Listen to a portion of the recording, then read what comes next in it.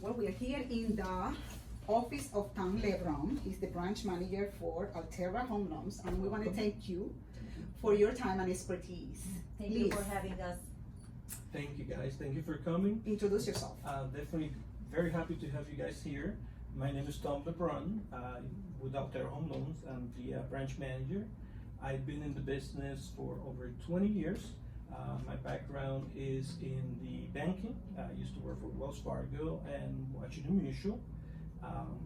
Love the business of mortgages because allow people to be able to reach the American dream, which is to buy a home. And I would love to give information to people who are thinking of buying a home. They think the process is difficult, but if you do it the right way, it's a lot of ways that we could help you get into a home. Makes it easier. Great. Yes, and any question, guys, let me know so we could help your clients know what they need to do to start the process. Yeah, Wonderful. we have a few questions that we get asked a lot. And for example, maybe we should start with forbearance. Let's say, someone had it, and how can they fix it? How soon? And what does their FICO score plays role in it? Definitely. So right now with the virus, one of the things that we hear from our clients is that they are either unemployed or they are in furlough, and they're looking to see if a forbearance on a loan is the right way to go. And my answer to that is depends. It depends if they qualify for the forbearance, and also that they have all the details on what the forbearance entail. Because the bank will automatically approve you for a forbearance. They're required to do so for 3 months. The part that sometimes the banks are not too clear about is that when you do a forbearance, after the 4th month, you are due for all the payments. So if you don't have the payments, then the bank could try to help you with a loan modification. But in order to qualify for a loan modification, you have to prove that you didn't have money in the bank, that you were not working, and that your income, if you were working, was not enough to make the mortgage payment. So you have to be careful because the forbearance not always is the sure thing that you're gonna have a loan modification.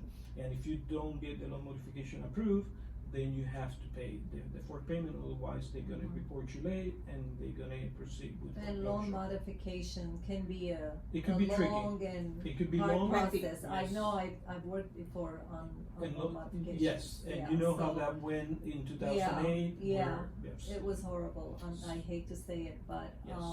okay, what about if they're thinking of refi and they had forbearance?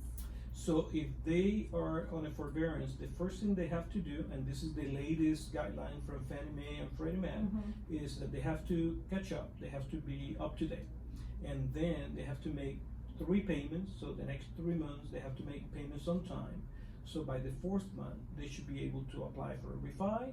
They could sell their home and buy another home because they should be able to qualify for a new loan. But So not after 3 after months. paying the 3 months that they did not pay, And then And 3 then- months on time. and, okay, 3 months, so around 6 months, Correct. basically. From the day until that they requested the catch. forbearance. Okay, Correct. okay, Great. Yes. all right, Yes. thank you. Well, probably my question will be, Tom, that you can go over the buyer's step. First-time home buyer wants to get into, the dream, the American dream of having a home. And what would be the pre-qualification steps? What is the process in here to make it simple and easy? Definitely. So when somebody's thinking about a home and they approach you guys saying, hey, I'm thinking about a home, this is the areas that I like, the first step for them is to secure financing because they have to know if they qualify for a loan. They need to know how much they qualify for, and based on what they qualify for, what will be the payments, what will be the down payment, also closing costs. Based on their income. of course, Exactly. and- Because okay. some people might qualify for more than what they want to spend. So based on the payment, based on the rate, they could decide the amount that they want to stay at. So that will give you guys and the clients the ability to only go to the homes based on the price range they wanna stay. Right. And on the other side, if a client wants to buy a house that then they realize that they cannot afford, or the payment is too high, so that avoids them looking at homes that will not They be the can. homes that they will be able to Right. afford, or they'll feel comfortable with that payment. So, on the, another thing, when they come to me is to make sure that they are prepared when it comes to the money they need to put down, the different programs that we have. So we have program pretty much for anybody, regardless of the income. If the income is low and they need help with the down payment, we have some down payment assistance program that are based on rate, based on credit, and based on their income. Perfect. So that's one option that they have. For people who could afford the down payment, then will depend on their income and credit to see what kind of payment they could get. So, but definitely, they wanna make sure that they get the financing side secure, so then they could go and then see, the Start areas making, of the searching, home. right. And then the other part that we wanna cover, that we talked about it before, is what type of employees they are. Are We they have, they are self-employed? self-employed, Do they own many a of our company? clients. Do they only have pensions? So depending on that is how the income is calculated. Especially for self-employed people, depending on what is their net profit, that's how much they'll qualify. So if somebody haven't done the taxes, they need to know how their income has to show in order to qualify. It's a good time to sit, talk about what is it that they wanna be at, how much is they wanna buy on a house, and then we could go over the number so they could sit with their accountant and decide how much will be their net profit based on, what they're gonna purchase. So that's very important. They do it before they file taxes, because once they file taxes, then they already reported their income. If that income is not enough, they're not gonna qualify. They would have to Okay. wait then until next year to file taxes and see what will be the income then. So what would you say if a client hasn't been filing their taxes for the last year or so? What would you recommend The first for thing them to is, start? if they're self-employed and they haven't filed their taxes, my advice is to come with me, see what was their gross income, then go with their accountant, prepare the taxes and file them right away. When they owe money to the IRS before they buy a home, they have to pay what is Compliance. owed. The other thing they could do, they could always do a payment plan with the IRS. But on the payment plan, whatever is that monthly payment, we have to account for that as part of their debt. So that's definitely something if they haven't filed taxes, they wanna take care of that right away. Okay. Good enough. Great, and probably, can you give us an idea of the type of loans available or programs that you are more, those are popular for our people currently? What are the incentives, if any? Definitely. So what we call the vanilla flavor on the loans Yes. is FHA, conventional, and VA. Those are the most popular loans because are the loans that are, I would say have the most benefit. So the first one, let's start with FHA. And a lot of clients always ask me, what is the difference between an FHA and a VA loan? What should I go from one or the other? And that's a great question, because each program has their advantage and disadvantage. So with FHA is more designed for clients where their credit is not that great. Still has to be good, but They doesn't don't have have to. enough deposit. And the down payment, they wanna come in with a minimum down Yeah. payment. It's 3.5%, I believe. 3.5% is the Yeah. minimum down payment for FHA. So allows clients that don't have a lot of down payment, their credit is not that high, to still be able to qualify for a loan. That's the advantage of FHA. Another advantage with FHA is they're more aggressive on your income. So they push their ratios a little higher. So Yes. especially in California with the prices the way they are, most people are already pushing their income.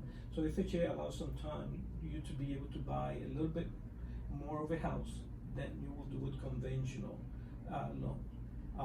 And also, I believe you will pay insurance Yes. Every Yeah. month on top of the. So, yes, so the disadvantage, disadvantage. and it's not really disadvantage, It is the just- requirement with FHA Yeah, it's is the mortgage insurance, so you have to pay mortgage insurance, and the disadvantage with FHA is that the mortgage insurance is for life.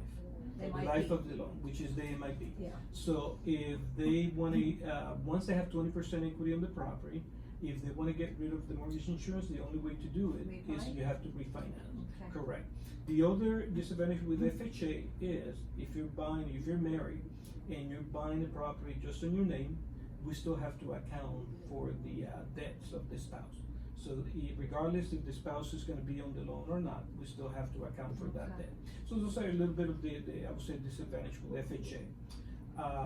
With conventional, the advantage with conventional is usually the mortgage insurance.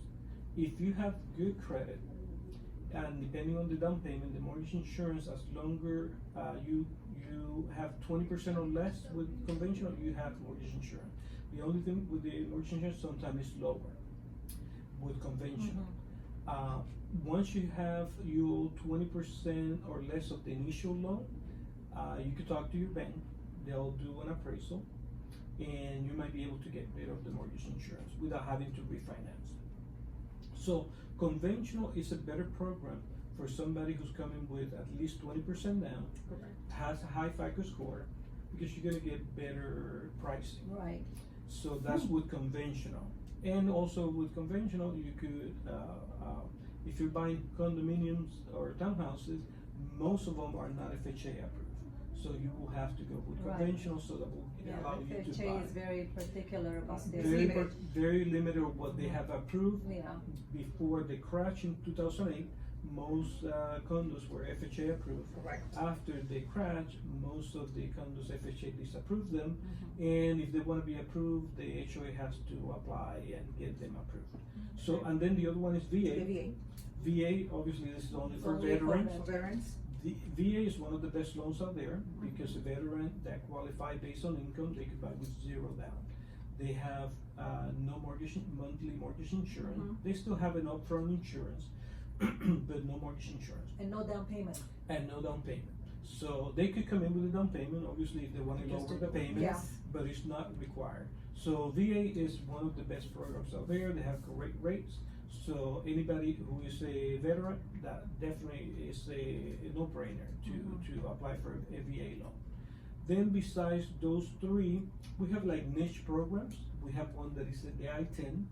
The I-10 program is for people who don't have a social, but they're legally in the States.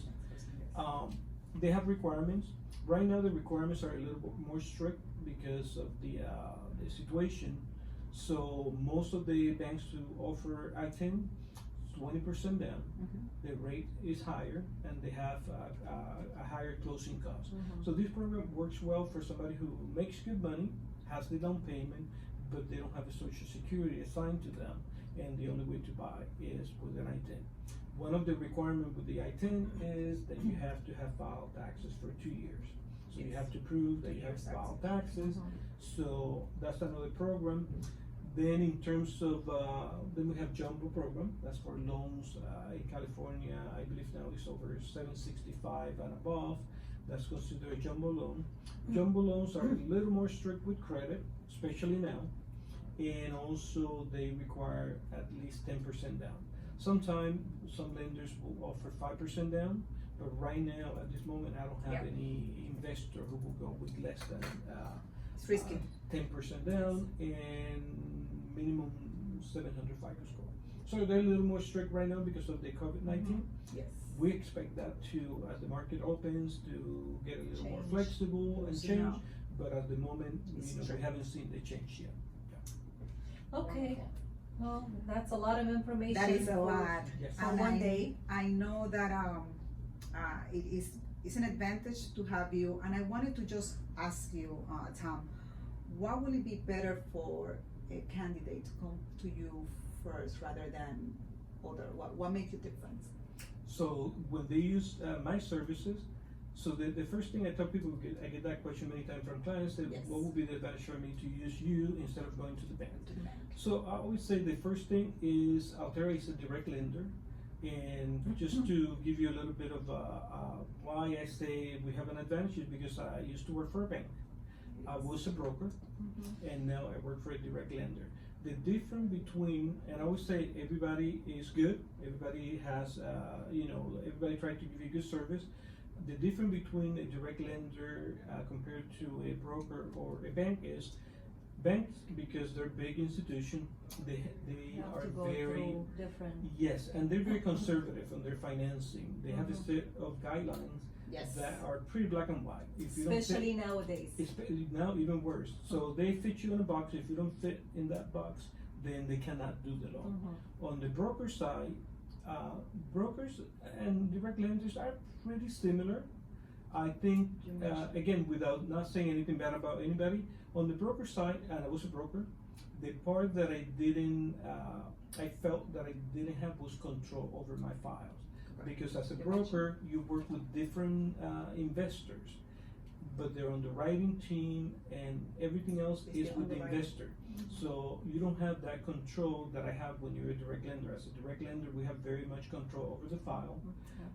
We could deliver faster deadlines, especially when you're putting an offer in 30 days. And we still give great pricing. So for me, when it comes to underwriting, I have a lot more control than I used to have when I worked for the bank and when I worked for the broker. On my side, coming with Tom Lebron, I think the advantage is I have 20 years of experience. We know how to structure files. So when the clients go and put an offer, when my realtors go and put an offer, they feel comfortable that the approval is a full pre-approval.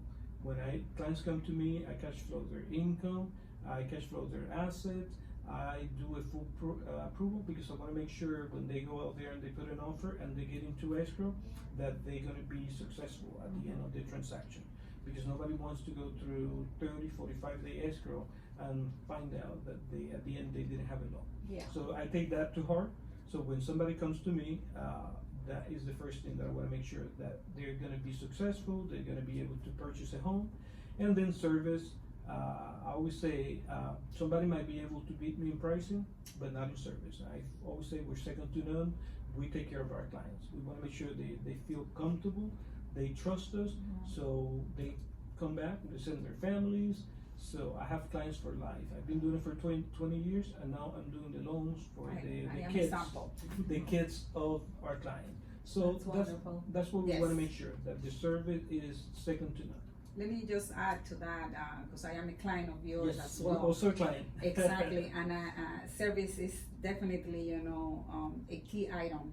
The trust, the connection that we created, and not only that, one thing that I will add, and it would be beneficial to probably many of my clients, I'm trying to just reach out to our community as well. So the bilingual part, and for you to explain the same thing that you have already, go through Yes. in Spanish will also be helpful, Yes. because many of us, even though if we speak the language, we prefer to be talking in our own, Yes. and to just get it directly from the expert. Yes, a lot of people feel more comfortable that way, especially when they are looking at loan documents where Correct, the that you can words go and into the everything is details. something they're not familiar.